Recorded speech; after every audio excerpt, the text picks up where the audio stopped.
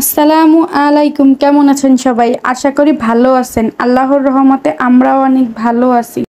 আমি আজকে এই মাছগুলো রান্না করব। এইগুলো হচ্ছে নদীর মাছ। এই মাছগুলোর নাম কি সবাই কমেন্ট করে জানাবেন কিন্তু।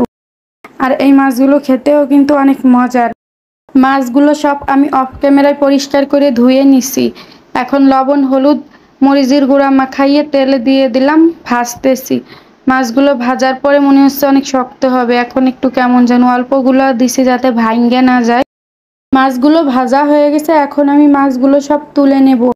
আর বাকি মাছগুলোও আমি আবার দিয়ে দিছি। এইগুলাও এক পিঠ ভাজা হয়ে গেছে, আরেক পাট উল্টাই দিলাম। আর এদিকে সব মাছগুলো আমার ভাজা হয়ে গেছে।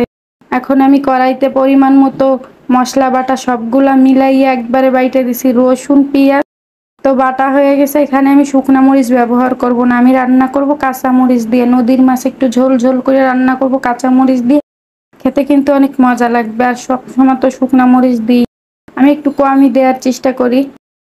তো মাছে যদি একটু মাখাইয়া দিই মরিচের গুঁড়া, তখন কিন্তু মাছটা খেতেও কিন্তু একটু ভালো লাগে ভাজার সময়।